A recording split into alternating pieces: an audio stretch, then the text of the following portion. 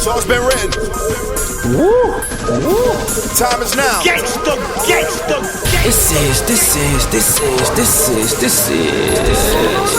Wait for it.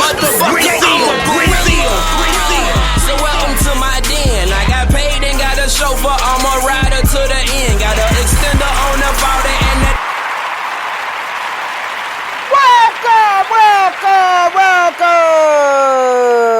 Welcome to AJD. Now I have to take a moment out to lust on somebody. Oh my God. I'm lusting on Faith Jenkins. Oh my gosh. She's the woman on Justice by Any Means. I watched that. I love that document.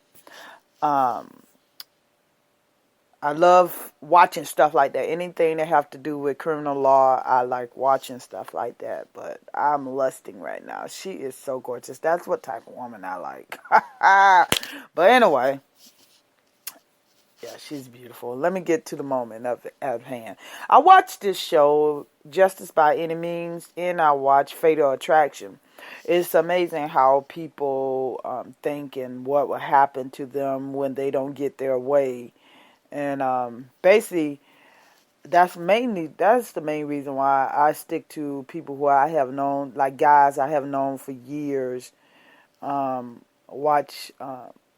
don't hang around new guys because I can trust. I can definitely trust the guys who I've been around years. But then again, you watch these shows, they have known these guys for years, and when they don't get their way, they wind up killing them. So I would just like to it's something I watch it all the time. It's amazing how people flip because they're not getting their way or anything like that.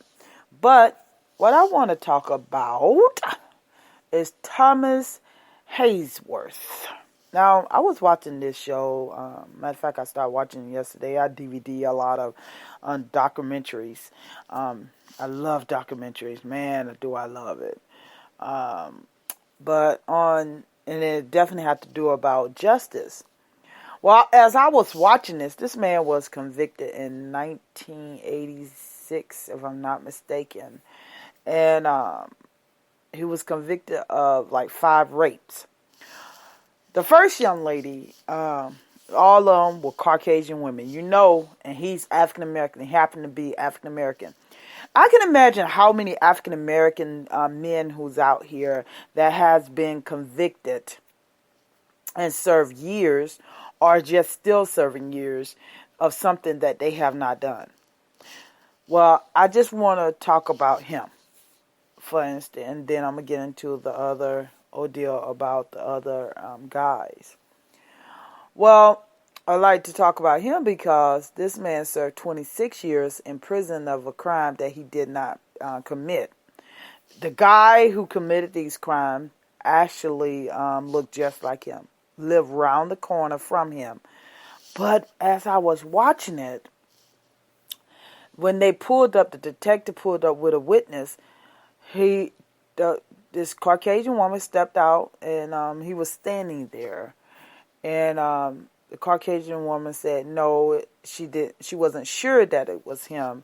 Then he asked her again, the detective asked her again, and she said no. And for the third time, the detective said something, whispered in her ear, and all of a sudden she said yes. So all of a sudden they took him down and convicted this man.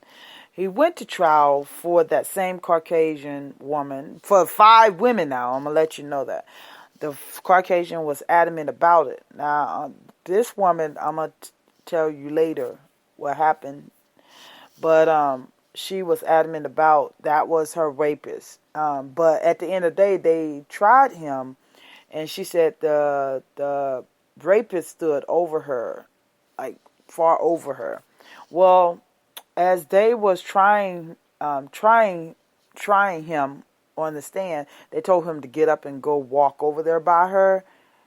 She was taller than him. That's one way of seeing that they knew that they had the wrong guy, but they didn't proceed. They proceed to convict this man.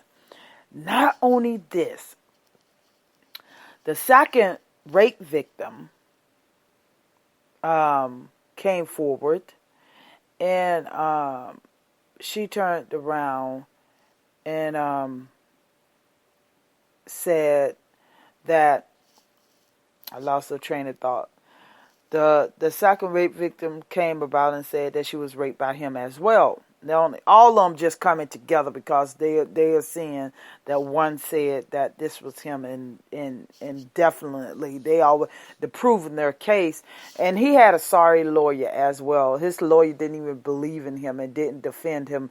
He was talking to the family member and said that all of them couldn't be wrong. Of course not. A Caucasian white woman? Oh no, none of them couldn't be wrong, but so far they were wrong. All 5 of them was wrong. Every last one of them, 5, was wrong, people. Wrong. So, and they took 26 years, almost 27 years away from this man. This man who didn't serve time. He's not mad or upset, but that's funny how we as African Americans never get upset of what these Caucasians may have done to us. Are you insane? Are you insane? That's the problem. We need to get upset of what's going on and what they're doing to us. Don't forgive them. Because I'm going to talk about Bill Clinton tomorrow. How he had that sorry ass apology. This is the problem why I don't even too much care about the Clintons. But if I have to vote for Hillary Clinton and Trump, Clinton will get my vote. But they are no different though. They're no different, people. But I'm gonna talk about that tomorrow. But let's get it popping on this situation with Thomas Haynesworth. So the second victim came up, and when she got raped, Thomas Haynesworth was at a birthday party. Mother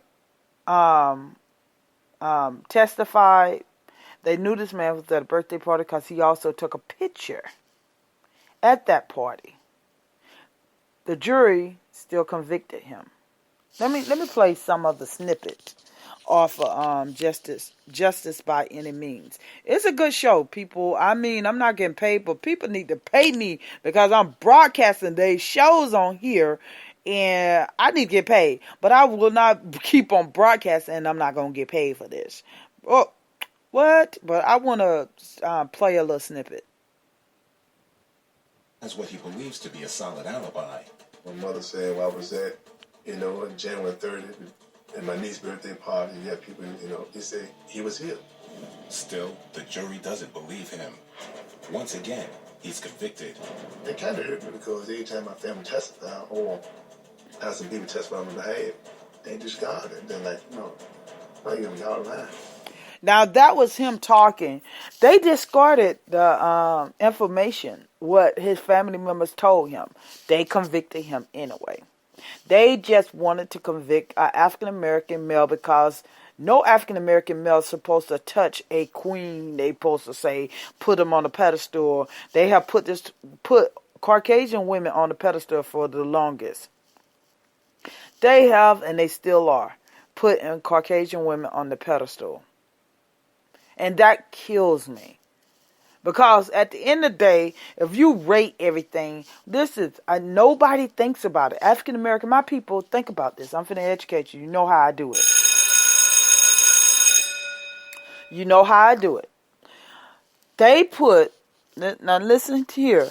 They have put Caucasian women on the pedestal for the longest. Caucasian men have put these white women on the pedestal for the longest.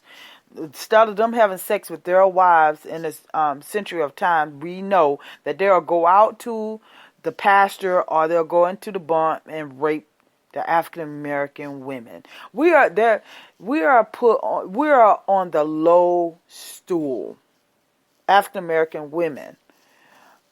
We don't even get treated right sometimes, not just by Caucasian men, but also by our brothers.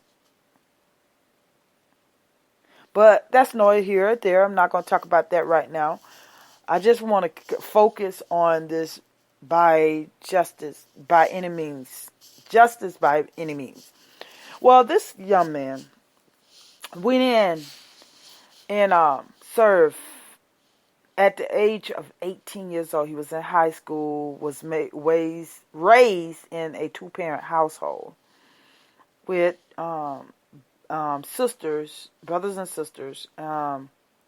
Was coming out from a decent family, was still in high school, and they convicted him and made him serve about 27 years, regardless of he had evidence. Now, this young man really fought. He did, after he was convicted, he fought. He was sending letters to different lawyers. At that time, around that time, DNA wasn't popular like it is now in 2016. Well, when DNA come into play, they analyzed all the semen that he left at the first victim. The person who left at the scene at the first victim. And this is crazy. The guy, like I was saying at the beginning, the guy who stayed around the corner, DNA came up. They found out that was his DNA, not the one who was convicted, not Thomas. He was in prison. He was in prison the same time Thomas was. That's why Thomas knew who it was, because they ran into each other, and when they ran into each other, they looked at each other, and they looked just alike. And to me, I say that today, when I saw their mugshot together, looked just alike. Thomas was wearing a beige jacket, and the young man was wearing a tan jacket.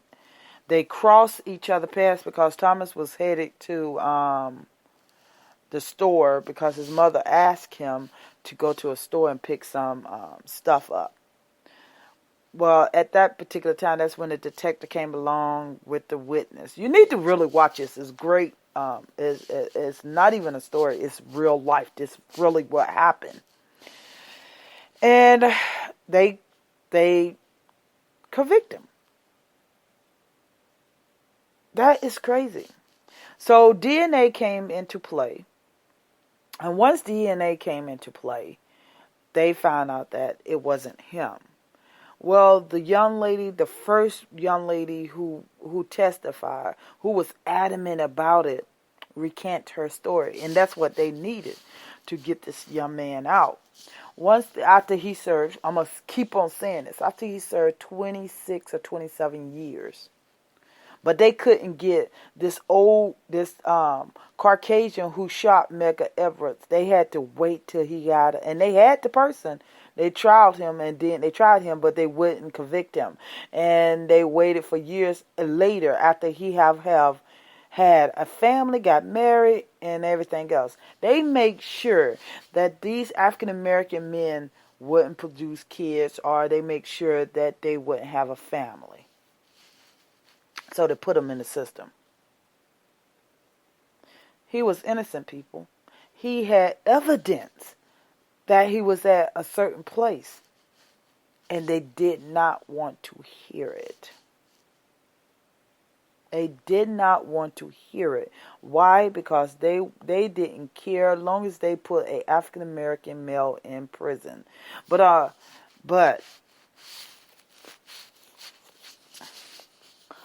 he had evidence. I'ma always say that. Between 26 to 27 years he served. Everybody refused him. The governor how this came about is because the governor of Richmond, Virginia. This is all happened in Richmond, Virginia. Anybody know about slavery time? This is where it started with slaves. Slaves were shipped from Africa to Virginia. So this is all where it started at, right here. So, of course, they're going to be prejudiced, and they really they have no concern about African Americans. But in Richmond, Virginia, they had a governor that tend to look at all the evidence, and this governor was pardoning some people. So he decided, he said, you know what? So all these people was being pardoned by DNA. So let me go a little farther back from 1975, I think, to on up. This Thomas was part of that pardon. Thomas, the governor turned around and investigated and saw that this man never got in trouble in prison. Even the guards were saying that he wasn't, he shouldn't be in there because he didn't cause any problems at all. But at the end of the day, Thomas was still doing an investigation on his own people. See, he never gave up. He knew he was innocent. So the justice system felt him completely. And I can imagine how many other African American men out there that are in prison that are innocent. You know? And the only reason why they got convicted is because of the color of their skin. Now, I talk about another African American who actually did the do, but he didn't do the do. He actually hired this Caucasian that he knew to kill his wife, but he's the only one got convicted. The Caucasian who actually pulled the trigger didn't get convicted. I talked about that. The only reason why most African Americans are getting convicted is because of the color of their skin. They love to say, "Oh, it says in the Constitution that we're supposed to have juries of our trial, our peers of our for the trial." Ugh, can't get it out today. What's the crap? We're supposed to have the peers that represent us on the jury, right? Guess what? How is Caucasians supposed to understand us if they're a part of the jurors? Come on now. That's not our peers. Most of them are old Caucasian. That's not our peers. So how is that possible that we're going to have these Caucasian, all white jurors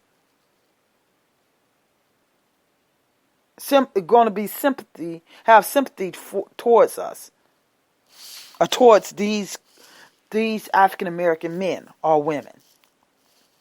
They can't. And I know a lot of people say, you're talking against the system, but you're trying to get in the system. I'm trying to get in the system because I'm going to make a difference. I'm going to work my butt off to try to stop this, because it needs to be stopped. If other people like African American think like I do, we can have a change in laws. But some just think, oh, our vote's not going to count, or we get in there, it's not going to stop anything, or I'm just going to make some money, do like the Caucasian do, steal from the system. Nope. We need people to come into this system and stop and change things. We don't need to add problems. We do not. But I think you guys, you need to watch this show. It's a great show, great documentary. At the end of the day, I didn't do a research. I need to do a research to see, did he get any money from the city of Virginia, because they owe him that. But the prosecutor also spoke up. No, the attorney general also spoke up and said that they knew he was innocent, and he saw all the evidence that they knew he was innocent, and he offered him a job. But at the end of the day, the hell, I mean, he should never work. Okay, he did get some money. They gave him $1 million from Richmond, Virginia. From Greensville Correction Center. They gave him. That's where he was released at. Let me look at this real quick. He was released from Greensville, Virginia. Why am I saying Virginia? Well, I'm saying Virginia because that's where he was convicted. Richmond gave him $1 million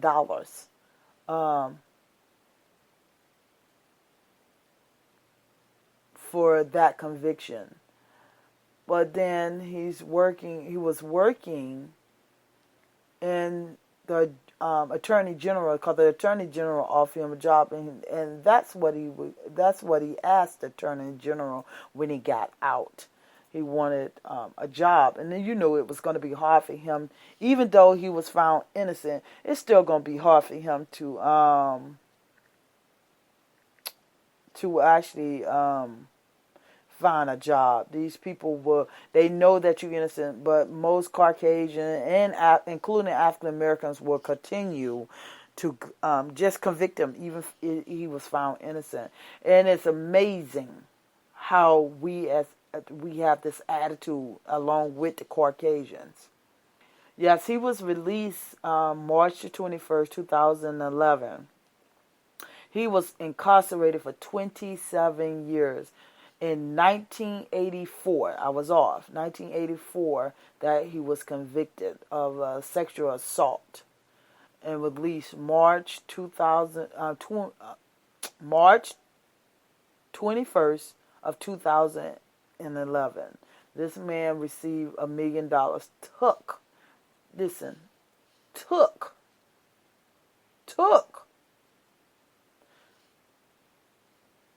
almost 15 years away from him. 20. What the hell is wrong with me? 27 years away from this man. Another decade. He went in at the age of 18,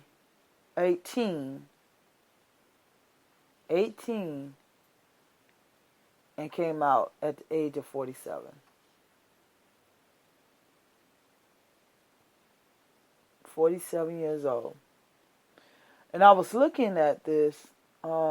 He received, this is the lump sum. They say Haynesworth will receive an initial lump sum of $215,000. In addition, $759,000. It's other amount. $759,000, 200, and this is amount in an annual that Marshall said would run from 15 years, but he actually served 20-something years, and this is just ridiculous. They think that they can offer somebody $1 million. He served 20-something years, and you offer him $1 million. But then they say also they offer him $100,000 in providing an annual directing a monthly income of $1,516 to Haynesworth, who was 47 years old when he reached the age of 60. So they want to give him that $1,516 until he reach 60. He will also receive $10,000 for state community college. So they're going to give him $10,000 for college as well. And this is true. This is what Haynesworth said. He said no amount of money can make up for the experience that he has suffered. And this is true. That's why I'm like, $1 million, you owe him more than that, and it's still not going to make up for whatever you guys are doing, because you know that he was innocent and you've convicted him anyway. Just like so many African American men who have lost their lives. And I talked about this young man who saw these two Caucasian young little girls that off the railroad track, and they killed him.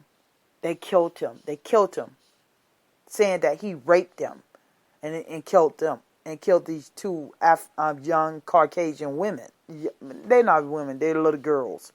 They executed him because he just said that he did see them by the railroad track, but he didn't do anything. He kept on saying that he didn't do anything, and they questioned him without his parents present.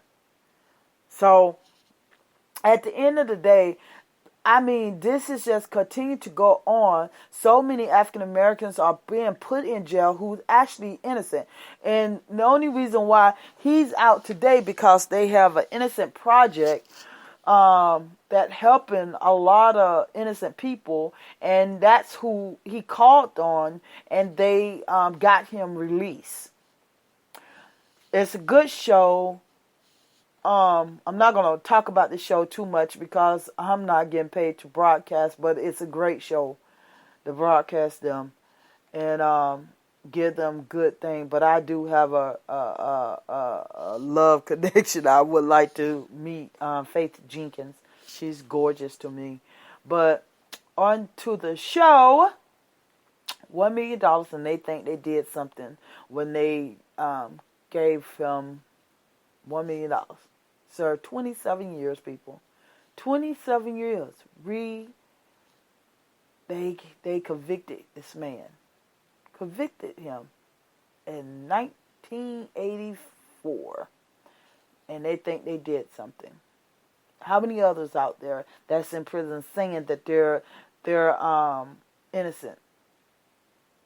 And don't the amendment says proven until you have to prove them guilty in the court of law, and nobody haven't proved. They never proved. They couldn't prove that man.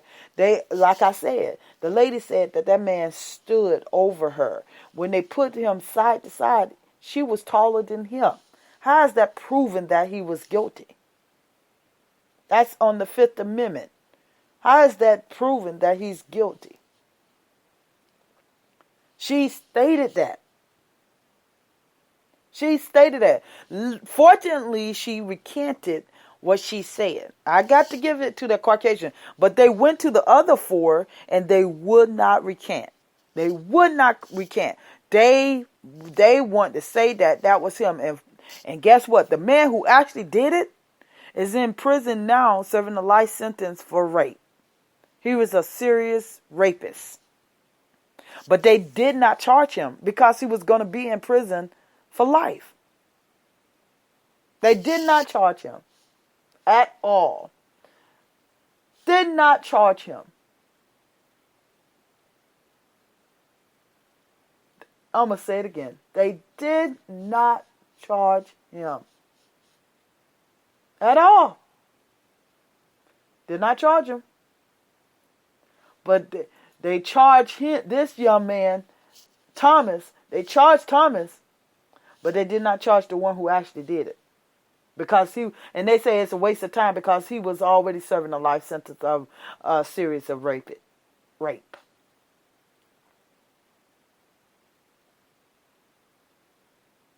Are you kidding me?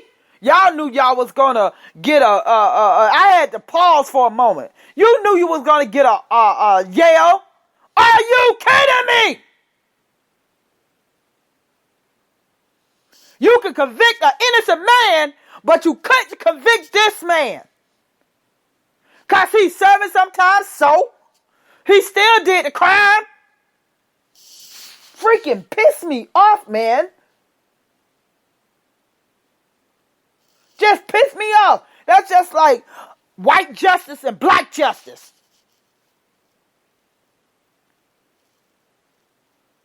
There's so many Caucasians out here that did murder, rape, did all that, but got away with it because they wanted them to have a family so they could produce kids.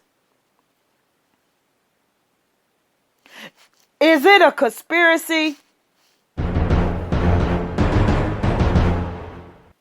I think it's a conspiracy.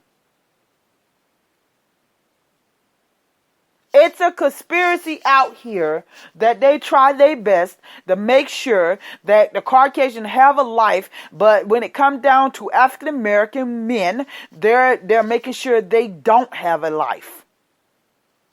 They think that they could put them in jail for years, serve time for something they did not do. And come out and say, even though you served this time, we know we was wrong. You knew you was wrong at the beginning. But we're going to give you some money and it'll be all right. Because we know you might not going to find anyone that's going to give you give you any kids. Because you're too old.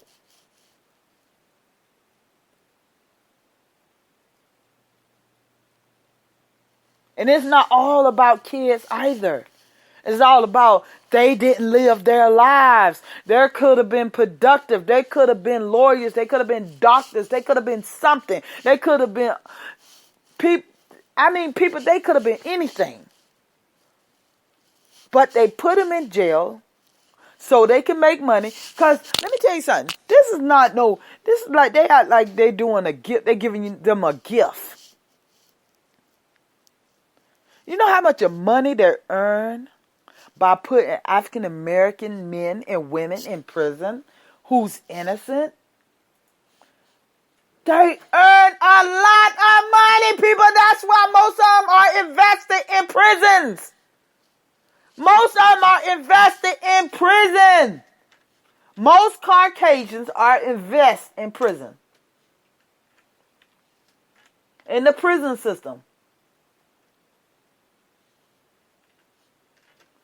People, don't think they just handed them some money and it's gonna hurt them. It's not gonna hurt them. They already made their millions and then some.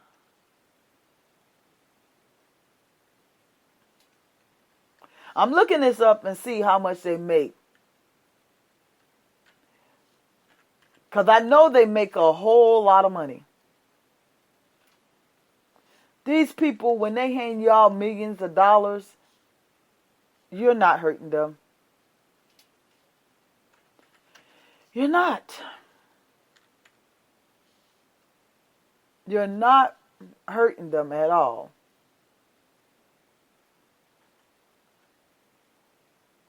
Not at all.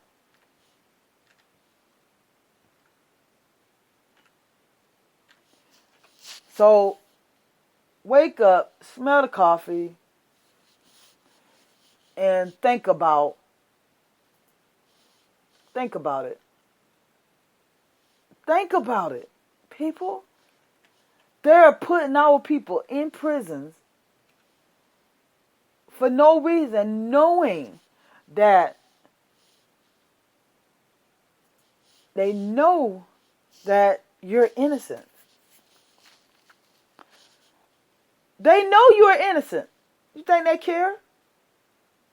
So they're just gonna, that's like handing a little penny to you once you get out. They took away your manhood, they took away your womanhood, and you can't do anything in life but sit there. Oh, we'll just give them $1 million, or we'll give them $2 million, or we'll give them $3 million. We already made money off them anyway. One individual, people. One individual. Do you guys know that, and I know you don't know this, that you can look it up, that they test us in school? That's why we do so many tests. They test us in school to see who's going to prison and who's not. Did you know that? That's how they know how to invest in the prison system. So they can say who's going to prison and who's not by testing the IQ. I'm telling you. Now let me tell you, I just looked it up, how much the money they make. That's why I say when they hand they hand him $1 million, that's nothing compared to what they make in prison on these young men. They make a hell of a lot. Now I'm gonna tell you. Let's go back. I'm looking at an individual who's investing the most in private prison will make, they said, it's Henry Wendell. Henry Wendell, who started serving on a CCA board of directors in 2000, which the company was struggling with scandals related to prisoners' abuse and mismanagement. He's now owned more than 650 shares in the company. These are prison company. They don't even see prison. They say company. It's a company business. It's a business, people. It's a multi-billion-dollar company. Now listen what they say. Say Rich is far more successful these days. Their shares are worth more than, listen people, their shares, SHARES, shares are worth more than $25 million. Hold up. You don't hear me though, and it didn't. It said their shares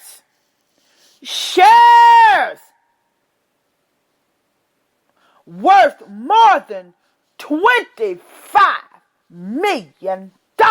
So when they hand you $1 million, $2 or $3 or $4 million, that's nothing. That is nothing compared to their shares. Do you hear me? They consider a prison a company. They're making millions and millions and millions and millions of dollars off this company. They don't consider their lives. That their lives is people's lives inside these prisons. They don't see that. They see it's a company. Do you hear me, people? I want you to hear me. I'm saying it loud. I want you to hear me. It is a company. Now that pissed me off. It should piss you off as well. Because they don't see you as individuals. And if they convict you wrong, who cares? Because they made millions and millions and millions and millions of dollars off you. One individual. And just imagine if they can get, 10,000 people in prison. Look how much of money they can make. The shares are worth more than $25 million. This man have 650 shares in what they say, in that company. In that company. Do you hear me? Do you hear me? I go down here. I'm going to go a little farther. Zoli. This is the name. Zoli made nearly $6 million last year through salary and bonus alone.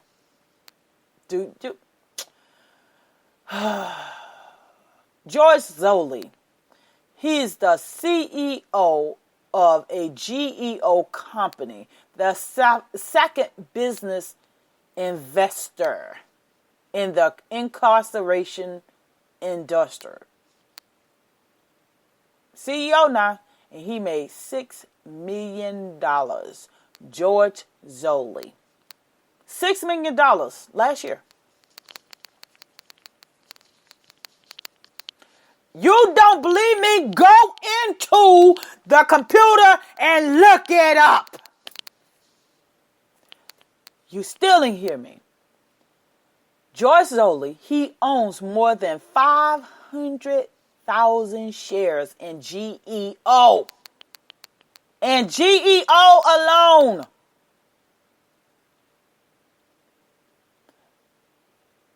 It's not GE. This is a group. GEO group. And he has made, in these stocks, people, here we go, $20 million in an 18-month period in stocks.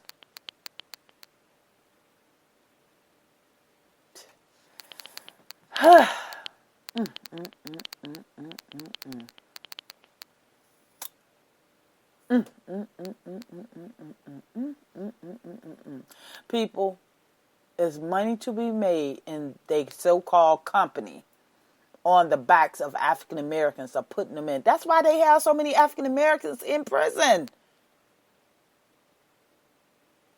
That's why they have so many African Americans in prison.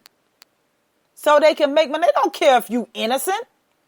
So when they find out that you are innocent, and guess what? They're not paying you back. They're making the money, but they're not paying you back. The state, the government is paying you. And guess what? Who is the government? The taxpayer. They making money off the taxpayers.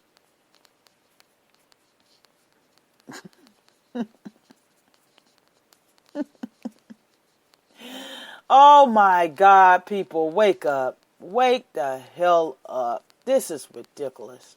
Wake up. This system is a systematic system so we can fail as African Americans.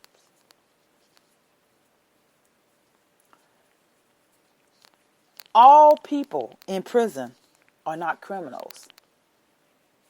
Most of them are innocent. Some of them are guilty. Don't get me wrong. Some of them are guilty. But most of them are not. And this right here, where I'm going to stop off because I want to talk about the Clinton era. How Bill Clinton and his wife made it easy so they could put my people into prison.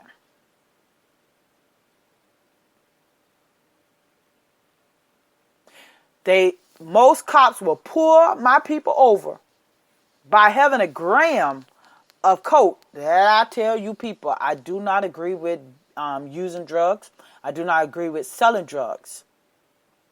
I do not condone it. But this made it easy for these Caucasians to pull my people over. And I not only blame the cops because they want to pull us over. Matter of fact, I'll give an example. I was walking to Club Fitness. One of the Club Fitness that I exercise every night when I get off from work. And I walking in. This cop saw me with my bag, my gym bag. Walking in the club. He about finna pull me. I wish he would. I know the law. I don't have to show you nothing. I'm going to keep on walking. And he was just looking back. He put on his brakes to see if I was going to go in. This is, know what this is? Walking while being black. Because he saw me in a mostly majority of Caucasian neighborhood. I should not have been there. And I'm up here trying to exercise. But this Caucasian cop almost broke his neck and put his brakes on to see where I was going. Because I had a gym bag. And matter of fact, I had my uniform on. So at the end of the day, you would think, why are you pulling over if you see me with a uniform on?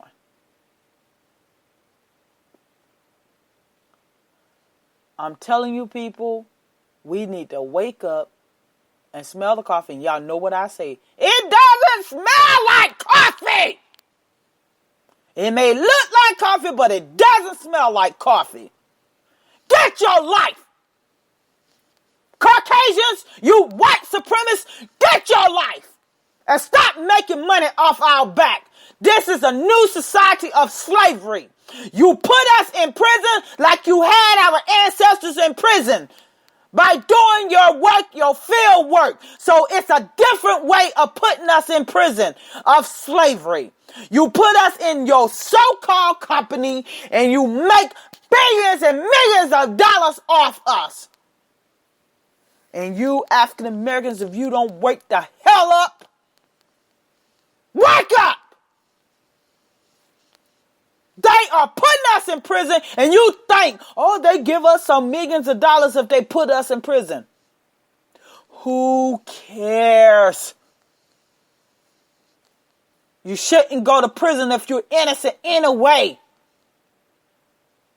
They're taking your livelihood away from you so you wouldn't be nothing or you wouldn't contribute to society. Bill Clinton, your wife, oh, I wish Obama could run again, but I know it's done. 8 years, that's all a president can serve. We have nobody we can vote for. And we damn sure don't want another crime bill from Miss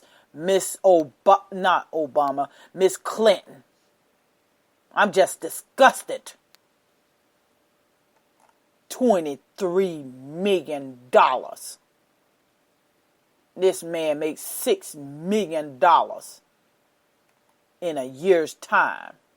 And then this other guy, Henry Welldale, made $25 million off. They want to call it a company, but it's not a company. It's a prison. That's why they're convicting us. Why you think they're convicting us so much? That's why prisons are overcrowded and people are being abused because they're trying to make that profit. If you don't wake the hell up, then nothing's going to stop and will not change.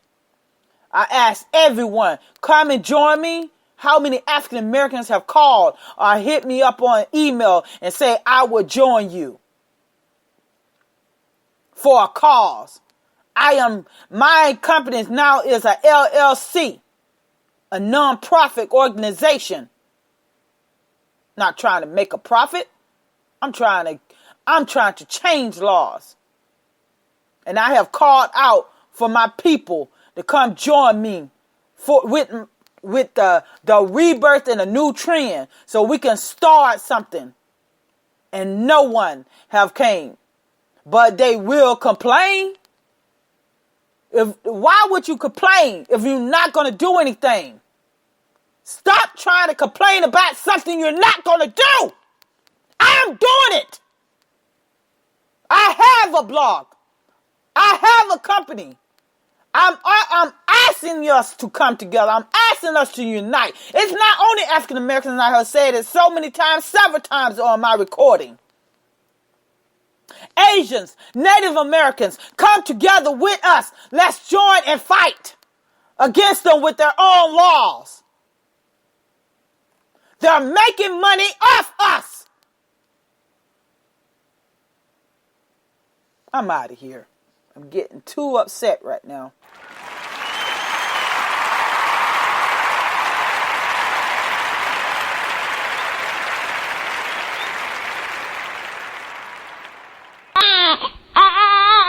That's what you do. You cry. You cry.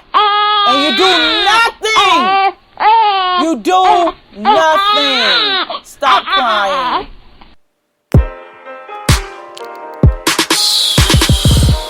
Get your money.